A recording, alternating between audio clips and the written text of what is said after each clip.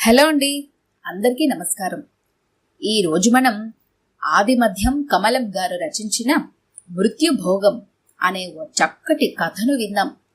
ఇక కథలోకి వెళ్దాం. ప్రొద్దుటే బ్రష్ చేసుకుని వీధి వరండాలోకి వచ్చిన రామానికి సూరిబాబు ఇంటి ముందు షామియానా, కుర్చీలు, హడావిడి కనిపించింది. లోపల శాంత కాఫీ కలుపుతోంది. శాంత, వస్తున్నా, ఇదిగో కాఫీ కప్ అందించింది శాంత. అందుకుంటూ, శాంత, సూరిబాబు ఇంటి ముందు షామియానా కుర్చీలు వేశారు, ఏమిటి సంగతి? షామియానా వేశారా? నాకేం తెలియదండి. నిన్న అరుణ గుళ్ళో కనిపించినప్పుడు కూడా ఏం చెప్పలేదు. తన తమ్ముడు ఫ్యామిలీతో వస్తున్నాడంది, అంతే. ఒకవేళ వాళ్లుగానే ఏమైనా ఫంక్షన్ పెడుతున్నారేమో. పోనీ 2 అడుగులు అటు వేసి చూడరాదు అంది శాంత. పొద్దుటే నాకేం పనిలేదనుకుంటున్నావా? అయినా వాడు నాకేం చెప్పలేదు. పిలవని పేరంటానికి నేనెందుకు? వరండాలోకి వచ్చేశాడు. పేపర్ బాయ్ పేపర్లు పడేశాడు. కాఫీ తాగుతూ పేపర్ చూస్తున్నాడే కాని దృష్టంతా సూరిబాబు ఇంటివైపే ఉంది. రాంబాబు, సూరిబాబు ఒకే వీధిలో ఉంటున్నారు. ఆ ఇంటికి ఈ ఇంటికి మధ్య 2 ఇళ్లున్నాయంతే. ఇద్దరూ క్లోజ్ ఫ్రెండ్స్. ఇంతలోనే గంగ వీధిగుమ్మం కడిగి ముగ్గు పెట్టి అంట్లు తోమడానికి లోపలికి వచ్చింది. అమ్మా, అంది గంగ. ఏంటి గంగా, సబ్బరిగిపోయిందా? రోజుకో సబ్బు అడుగుతున్నావు. ఇంతోటి గిన్నెల శుభ్రానికి ఆ షెల్ఫ్లో పెట్టాను, తీసుకో అంది శాంత. స్నానానికి వెళ్లబోతున్న శాంతనాపి, అది కాదమ్మగోరు, మీకు తెలిసినో లేదోనని నసుగుతున్న గంగను చూసి, చెప్పు త్వరగా, నాంచక. శివయ్య గారు పోయారమ్మా అంది గబుక్కున గంగ. బాత్రూంలోకి వెళ్లబోతూ అంటూ టక్కున ఆగిపోయింది. ఏం తేడా వచ్చిందాయనకి? బాగాలేదని ఎవరు ఏమనుకోలేదే. అరుణ కూడా నాకేం చెప్పలేదే. 3 రోజుల నుంచి జ్వరము, తలబాదాటమ్మా. మన పొద్దుటేలా శివయ్య బాబు మంచం మీద దుప్పటి కప్పుకొని పడుకునుంటే, ఏం బాబు ఇయ్యాలప్పుడు పడుకున్నారేంటని అడిగానమ్మా. కొంచెం జ్వరమొచ్చిందిలే అన్నారమ్మా. ఇంతలోనే రాజమ్మగారొచ్చి నా చేతిలో 10 రూపాయలెట్టి మందుల షాపుకెళ్ళి జ్వరం, తలనొప్పి మాత్రలు అట్టుకురమ్మన్నారమ్మా. పనిచేసుకునెళ్ళి మాత్ర తెచ్చిచ్చానమ్మా. మరి నిన్న కూడా తగ్గలేదన్నారు. పొద్దయ్యాకే ఎక్కువైనాదంట. అమ్మగారు, బాబుగారు మన వీధి డాక్టర్ సీనుబాబు కాడికి తీసుకెళ్లారంట.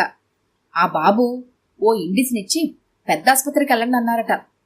ఆ ఎమ్మటే పెద్దాసుపత్రి డాక్టర్ చూడబోయే తలికి ప్రాణాలు పోయాయంటమ్మా.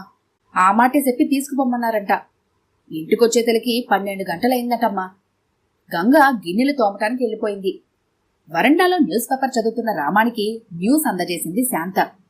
అరెరే, మనకు తెలియక ఏదో అనుకున్నాం, పద పద వెళ్దాం అంటూ లేచాడు. రామం భార్య శాంత, సూరిబాబు భార్య అరుణ ఫ్రెండ్స్. అప్పటికే శివయ్య గారి బాడీ షామ్యానాలోకి తీసుకొచ్చేశారు. శివయ్య గారి పెదాల మీదుండి చిరునవ్వు ఎప్పటిలాగే చెక్కు చెదరలేదు. నవ్వుతున్నట్టే ఉంది ఆ మొహం. అప్పటికే షామ్యానాలో వేసిన కుర్చీల్లో అంతా ఆసీనులయ్యారు. పూలదండలేశారు, అగరొత్తులు వెలిగించారు, తల దగ్గర దీపం పెట్టారు, ఇస్త్రీ దుప్పటి కప్పారు. భర్త ప్రక్కనే కూర్చుని ఆ జీవం లేని చెయ్యి పట్టుకున్న రాజమ్మగారి కళ్లల్లో గుండెలవిసి కన్నీళ్లు కాచిన ఛాయలేవీ లేవు. రెప్పలార్చకుండా భర్త మొహంలోకి చూస్తూ ఉండిపోయారు. ఆ చూపులో శూన్యత, ఆ నిశ్శబ్ద ఘోష ఎవరికీ అర్థం కాదేమో. కొంచెం దూరంగా కూర్చున్న సూరిబాబు నాన్నా అంటూ తువ్వాల మొహానికి కప్పుకున్నాడు. కన్నీళ్ల మాటేమో గాని తువ్వాలతో గట్టిగా కప్పుకున్న మొహం మాత్రం ఎర్రబడింది. ఆ పక్కకి అక్కా చెల్లెలిద్దరూ మొహాలకి చెంగులు కప్పుకొని సైలెంట్గా ఏడుస్తున్నారు. అరుణ వచ్చిరాని కన్నీళ్లతో అందరికీ అవి ఇవి చెబుతూ హడావిడిగా తిరిగేస్తోంది. అక్కడున్న అందరూ తలో మాట అందుకున్నారు. జాతస్య మరణం ధ్రువం, నిందలేందే బొందిపోదని. అక్కడితో ఆయుష్ తీరిపోయింది. భూమి మీద నూకలు చెల్లిపోయాయి. పుణ్యాత్ముడు ఎవరిచేత ఏ సేవలు చేయించుకోకుండా వెళ్లిపోయాడు. షామ్యానాలో ఉన్న వాళ్ళందరికీ కాఫీలు అందుతున్నాయి. సూరిబాబు, ఇలా కూర్చుంటే లాభం లేదు, లేవాలి. కన్నతండ్రి పోయిన బాధ తీరేది కాదు కదా. జరగాల్సిన తతంగం చూడాలి, లే అన్నారు కాస్త దగ్గర బంధువు. బ్రాహ్మలొచ్చారా? వచ్చారు. ఏమయ్యా పంతులు, మరి కాని? వచ్చేస్తున్నాను. ఇది కావాలి, అది కావాలి, ఇంత కావాలి, అంత కావాలి అంటూ లిస్టు అప్పచెప్తూ దేనికెంత డబ్బవుతుందో చెప్తున్నాడు పంతులుగారు. ఇంకా రావాల్సిన వాళ్ళెవరైనా ఉన్నారా? పంతులు ఒకటే హడావిడి. ఏవోయ్, తమ్ముడికి కబురందిందా? బయలుదేరారా? అందింది, దారిలోనే ఉన్నారు, వచ్చేస్తున్నారు. కష్టపడి పెంచి పెద్ద చేశారు. వృద్ధిలోకి వచ్చారు. 2 ఆడపిల్లలకి మంచి సంబంధాలు చేశారు. 4 బిడ్డలు. ఏ లోటు లేకుండా హాయిగా బతుకుతున్నారు. చిన్న కొడుకు కోడలు వచ్చారు. తండ్రి పక్కనే కూర్చుంటూ బోరుమన్నాడు నాన్న అంటూ. అప్రయత్నంగానే వచ్చిన కన్నీళ్లు తుడుచుకుంది చిన్న కోడలు. ఏడుస్తున్న ఆడపడుచుల్ని ఓదార్చుతూ భుజం తట్టింది. ఉలుకు పలుకు లేని నల్లరాయిలా ఉన్న అత్తగారిని చూసి తెల్లబోయింది. వెళ్లి పక్కనే కూర్చుంది. లేవండి లేవండి, పంతులు తొందర చేస్తున్నాడు. శివయ్య గారికి స్నానం చేయించారు. కొత్త పంచలు కట్టారు. తెల్లటి కొత్త గుడ్డ కప్పి కట్టేశారు. పూలదండలు వేసి ఆ పైన పూలు చల్లారు. సంబంధికులంతా స్నానాలు చేసి ప్రదక్షిణాలు చేశారు. పాదాభివందనాలు చేశారు. సాయంత్రానికల్లా శివయ్య పిడికెడు బూడిదయ్యాడు. ఈ తతంగాలేమి పట్టించుకొని రాజమ్మ 10వ రోజున తనంతట తానే పసుపుతాడుతో ఉన్న పుస్తులు, నల్లపూసలు, 4 జతల మట్టిగాజులు, బద్దల్లా అరిగిపోయిన మెట్టెలు తీసి దేవుడి ముందు ఉంచి భర్త ఫోటో చూస్తూ దండం పెట్టుకుంది. తరువాత భర్త పడుకునే పాత పట్టె మంచం వైపు చూసింది. ఏ కాలమైనా పక్క వేసుకున్నా కప్పుకున్నా వెలిసిపోయి పాతబడిన 4 దుప్పట్లు. అల్మరాలో శివయ్య గారి 2 పాత పంచెలు, 2 పాత చొక్కాలు.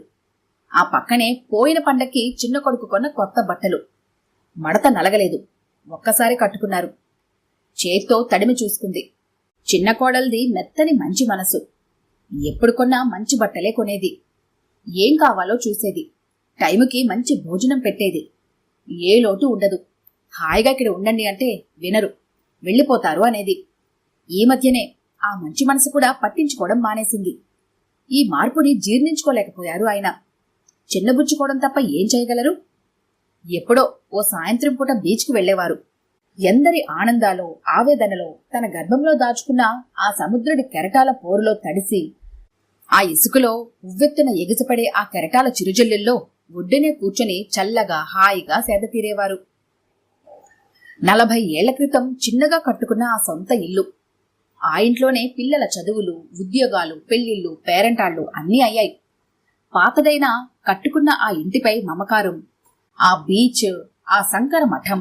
40 ఏళ్లుగా అలవాటు పడిన ఆ ఊరు వదిలి ఎక్కడికి వెళ్లి ఉండలేకపోయేవారు. ఈ మాట చిన్న కోడలి మంచి మనసుకు తెలిస్తే చికాకు పడేది కాదేమో. 10వ రోజున చుట్టాలు బంధువులు అంతా పెట్టిన చీరల కుప్ప. ఆ మధ్యలో రాజమ్మ. ఆహా, ఏమి నీ భాగ్యం రాజమ్మ! ఎన్ని చీరలో! పుట్టినరోజుల నాడు గాని, పెళ్లి రోజునాడు గాని కొత్త బట్టలు ఎరగని నీకు ఎన్ని చీరలు! పుట్టినరోజులు పెళ్లి రోజులు తలుచుకుని సంతోషంగా మీ ఇద్దరూ శంకరమఠం వెళ్లి కలిగిన పండో కాయో ఇచ్చి దేవుడికి దండం పెట్టుకుని కాసేపు అక్కడే కూర్చుని మధుర స్మృతులు నెమరవేసుకున్న క్షణాల కన్నా గొప్పవా ఇవి? కర్మకాండలయ్యాయి. గోదానాలు, భూదానాలు. 12వ రోజు పిండి వంటలతో భోజనాలు మహాఘనంగా జరిగాయి. వచ్చిన వాళ్ళకి జ్ఞాపకార్థంగా ఇచ్చిన స్టీలు గ్లాసులు. కార్యక్రమాన్ని ఎంతో గొప్పగా అందరూ మెచ్చుకునేలా ఘనంగా చేశారు. బుద్ధిమంతులు పిల్లలు అన్నీ గొప్పగా చేశారు. పుణ్యం కొద్దీ పురుషుడు, దానం కొద్దీ బిడ్డలు అని ఉత్తనే అన్నారా? మెచ్చుకున్నారు అంతా. ఏం గొప్పగా చేశారు? 30,000 పైమాటే. కాదు కాదు, 50,000 పైమాట. శ్రాద్ధ కర్మల కోసం ఖర్చు పెట్టిన 50,000లో అందులో 5వ వంతు ఖర్చు పెట్టిన శివయ్య గారి జీవితం మరోలా ఉండేది. ఒక్కసారి కాశీ వెళ్లాలనుంది అనే శివయ్య గారి కోరిక నెరవేరనే లేదు. కాని ఆయన అస్థికలని గంగలో కలిసే అదృష్టం పట్టించారు కొడుకులు. అమ్మని తీసుకెళ్తానన్నయ్యా. అమ్మనే అడుగు. అప్పుడే వద్దు, నెలమాసకం అవనియండి అంది అరుణ. ఒక్కసారి గట్టిగా ఏడ్చేసినా బావుండును. ఏమైపోతారో ఈవిడ అనుకుంది చిన్న కోడలు. ఆ చూపులో శూన్యత, ఆ గుండెలోతుల్లో బాధ ఎవరికి అర్థమవుతాయి? పిచ్చిదైపోతుందేమో, కదిలించండి అనే అందరి ఘోషకి ఆవిడ అతీతురాలు. మాసికాలట మాసికాలు, సంవత్సరికాలు. నువ్వెక్కడికి వెళ్ళకమ్మా, నిన్ను కూడా నాన్నగారిని పంపించినట్టే పంపిస్తాం అన్నట్టున్నాయి పెద్ద కొడుకు మాటలు. మొదట్నుంచి అంతా గమనిస్తున్న రాంబాబుకి సూరిబాబు మాటలకి, తన నిర్లక్ష్యానికి మండుకొచ్చింది. తీరిగ్గా ఒకసారి క్లాస్ తీయాలి అనుకున్నాడు. వద్దంది శాంత. ఎవరిష్టం వాళ్ళది. స్నేహం మధ్య పొరపచ్చాలు రాకూడదు. మీరన్నింట్లోనూ దూరకండి, ఇలాంటివి సున్నితంగా వదిలేయండి. రాంబాబుకి క్లాస్ తీసింది శాంత. గుప్పడి గుండెలకి పిడికడు ఆదరాభిమానాల కోసం అర్రులు చాసే హృదయాల ఘోష ఎవరికైనా అర్థమవుతుందా? అర్థమైతే ఇలాంటి శివయ్యలు, రాజమ్మలు ఉంటారా? ఈ కథ కనుక మీకు నచ్చినట్లయితే లైక్ చేయండి, షేర్ చేయండి. మరిన్ని ఇంట్రెస్టింగ్ కథల కోసం మా ఛానల్ని తప్పకుండా సబ్స్క్రైబ్ చేసుకోండి.